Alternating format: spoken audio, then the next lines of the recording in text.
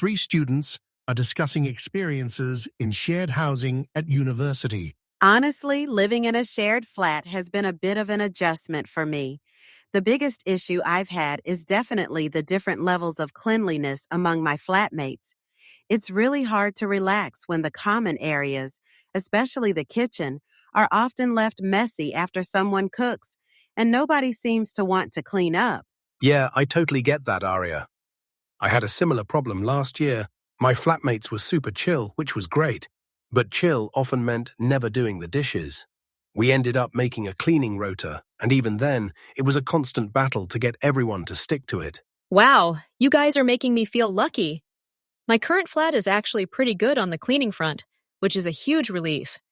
But we've had a few clashes over noise, especially late at night.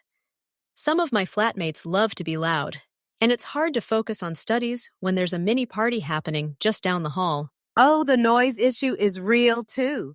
I've had to buy noise-canceling headphones just to get any peace and quiet to study. It feels like there's no clear boundary between social time and quiet time, and sometimes I just need a quiet space to concentrate without feeling like I'm being a party pooper. Noise is definitely the big issue in shared living. We had one flatmate who'd game until 3 a.m. with his headset on, but his shouting would echo through the thin walls. We eventually had a sit-down about it, and things improved a bit, but it really showed how important open communication is from the start. Open communication is key. I've learned that the hard way. Besides the noise, one thing I found tricky was the shared fridge situation. People would just eat your food or not label anything, and it led to some awkward conversations. I wish we'd set up some ground rules about groceries and kitchen space right at the beginning. That's a good point, Matilda. Setting expectations early seems really important. We didn't really have a proper chat about anything before moving in, and I think that's where a lot of the issues come from. I've learned I definitely need to ask about cleaning habits and noise preferences when looking for future flatmates. Absolutely. A pre-move-in chat about lifestyles would save so much hassle. Also, budgeting for shared utilities and communal items can be tricky. We had a few arguments over who used more electricity or who should replace the toilet paper. It's the small things that add up and cause problems. Yeah. It's all about finding people who are compatible with your living style, isn't it? If I live in another shared house, I'd probably suggest a flat meeting early on to discuss all these possible problems, from cleaning schedules to quiet hours, and even a food labeling system. It just makes things so much smoother.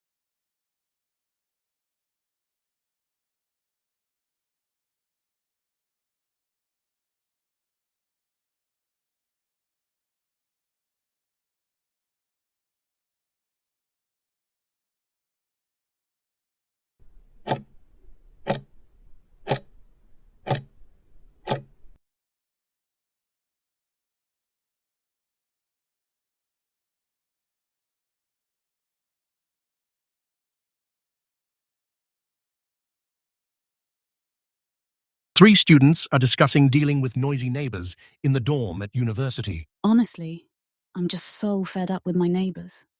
They're always playing loud music and having people over, even on weeknights when I'm trying to study. It's really hard for me to focus, and I'm not really sleeping well. I just don't know what to do anymore. That sounds rough, Charlotte. Have you tried talking to them directly? Sometimes just knocking on the door and having a quick chat can really help. I had a similar problem last semester, and just asking them to turn it down at certain times actually worked for a bit. Yeah, I agree talking to them is the first thing to try. but it doesn't always work, especially if they're not very thoughtful. If that doesn't work, you could always talk to your resident advisor, your RA. They're there to help with these kinds of things and can make sure people follow the dorm quiet hours. That's usually the official next step. Yeah, going to the RA is an option. But from my experience, they can be kind of hit or miss. Some RAs are really good about it, but others just send a general email and nothing happens.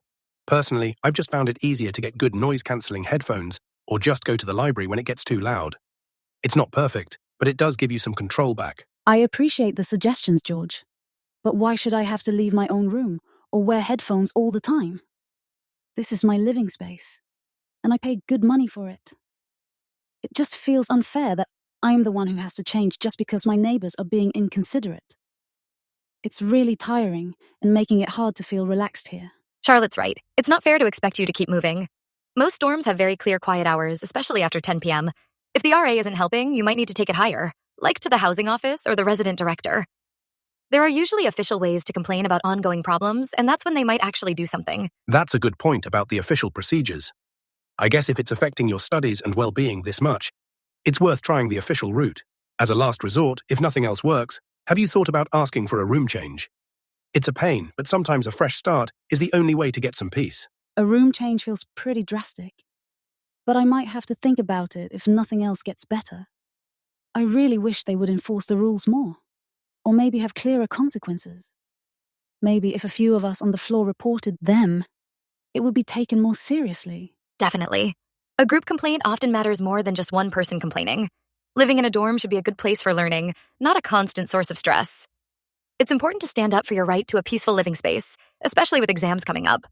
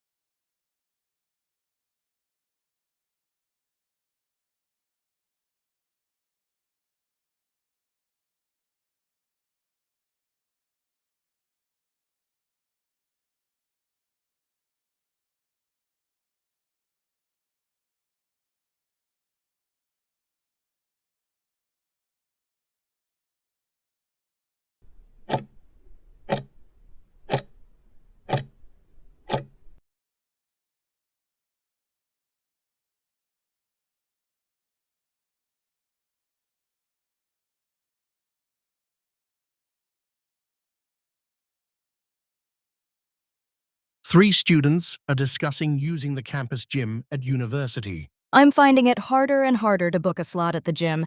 It's always so packed. They really need to make it bigger or get a better booking system. I tried to book a treadmill last week and it was completely booked for the whole week. It's really annoying when you're trying to work out regularly. And I've also noticed a lot of the equipment is old, which makes it even less fun. Yeah, I've noticed the same thing. The booking system is definitely a problem. But I also think a lot of people aren't canceling their slots when they can't make it, so it looks even busier than it is.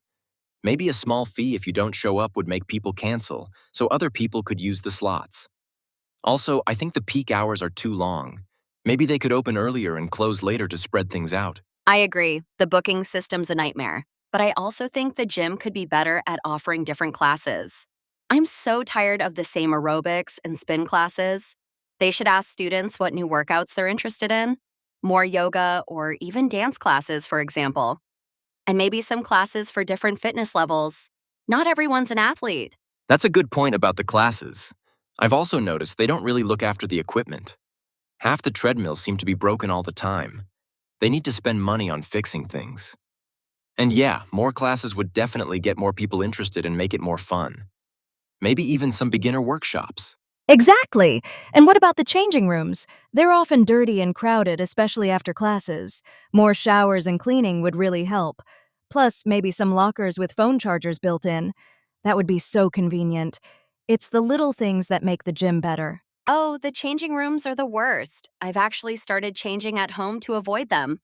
But going back to classes, maybe the university could work with local fitness instructors to offer workshops or qualifications. It would give students more options and maybe even some internships. We could create a university fitness community. I like the idea of working with local instructors. They could bring in new ideas. And thinking about the booking system, maybe they could have a system where students who use the gym a lot get to book first. It would reward people who go regularly and make other people want to go more. Just a thought. A system like that could work, but it might make people who only go sometimes feel left out. Maybe a point system where you get points for going and lose points for not showing up. Then you could use those points to book popular slots. It's just that right now it's all about who can click the fastest, not who actually goes regularly. Something's gotta change. Those are all great ideas. I think the main thing is for the university to actually listen to us. They should do surveys and hold meetings to get our feedback. If they show they want to make the gym better, I think everyone would understand and be willing to help. We just want a good place to work out.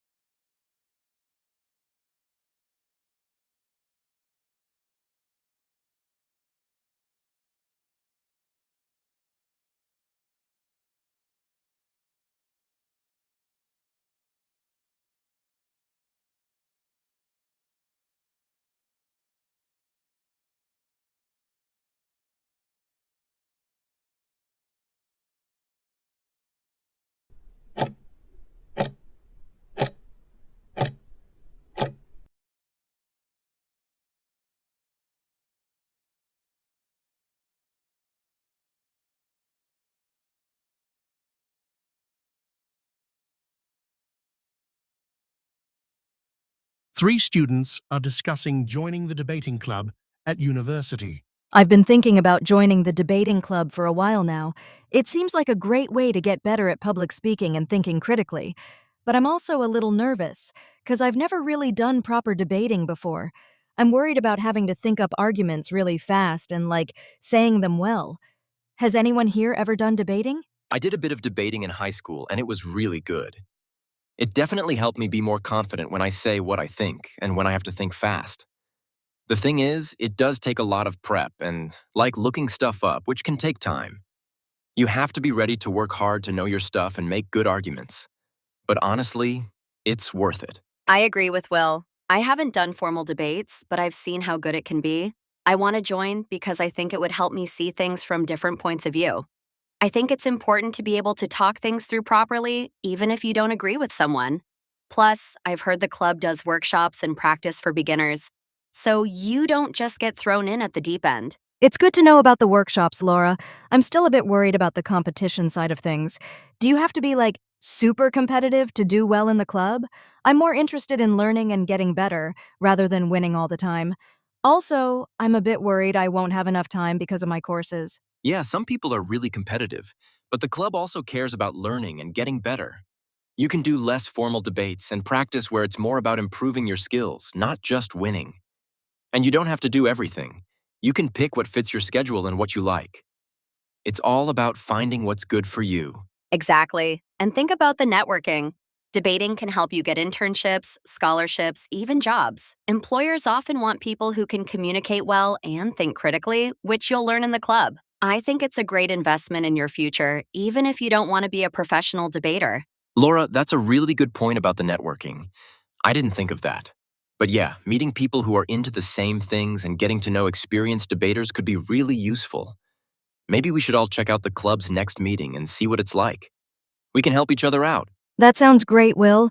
I feel much better about trying it now. It'll be less scary with you both there.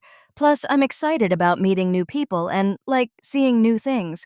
Let's look at the club's website and find out when the next meeting is. Maybe we can get coffee first and talk about what we want to get out of joining. Perfect. I'm looking forward to it. I've heard they're having a social thing soon too, which would be a fun way to meet everyone in a more relaxed way. I'm sure it'll be in the student union, so it'll be easy to get to.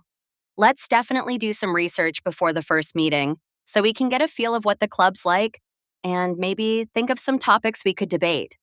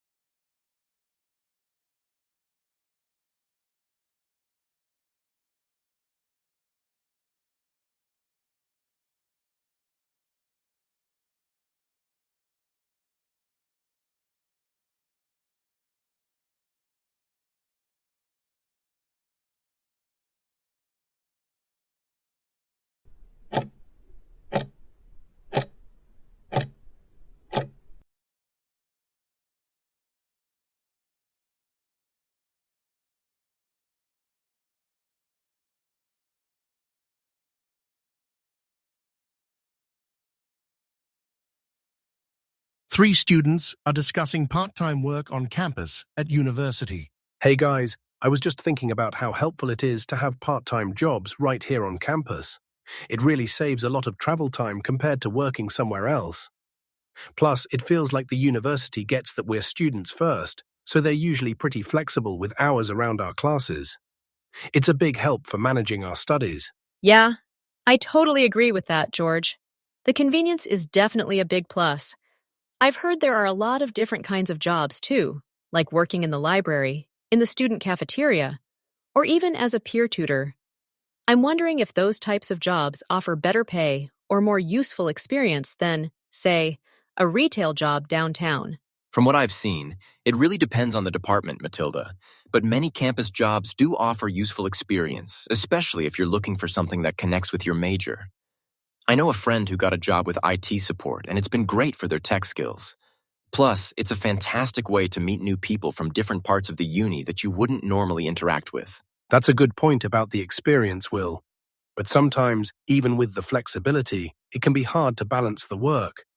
I'm working at the campus bookshop, and during busy times, it can be pretty tough. It just means you have to be super organized with your studies, which isn't always easy when deadlines are piling up. You're right about the workload, George. It definitely takes discipline. I've also heard that some of the more flexible or admin jobs can be pretty competitive to get into because everyone wants those steady, predictable hours. It's not just about finding a job, but finding one that truly fits your schedule without adding too much stress. That's a good point, Will. It sounds like managing your time well and getting through the application process are big hurdles. Maybe it's about being really choosy about the job and how many hours you commit to. I heard some departments offer very flexible, kind of one-off work, like helping with events, which might be less demanding than a regular weekly schedule. You're right about the competition, Matilda. I actually had to apply to a few different places before I got my current job at the bookshop. It felt like applying for a real job, with interviews and everything. But once you're in, it's usually pretty secure, and the campus environment is generally much more understanding than an employer from outside. That's good to know, George. So, even with the challenges of balancing studies and the application process, do you both feel like the benefits of working on campus really outweigh the drawbacks? I'm still trying to decide if it's the right move for me, especially with my course load this semester. For me, absolutely. Being financially independent is a huge plus, and as I mentioned, the skills I'm gaining are directly useful for my career path. While it adds to the schedule, the reduced commute and supportive environment make it totally worth it. It's helped me feel more connected to the university community too.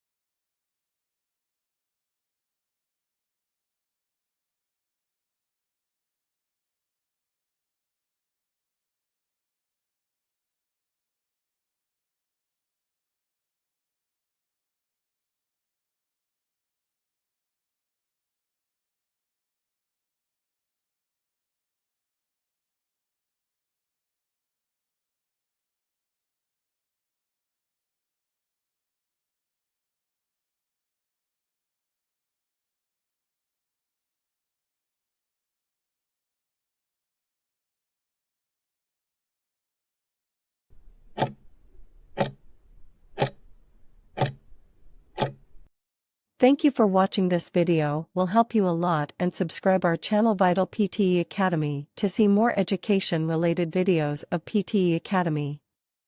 I will meet you in next video.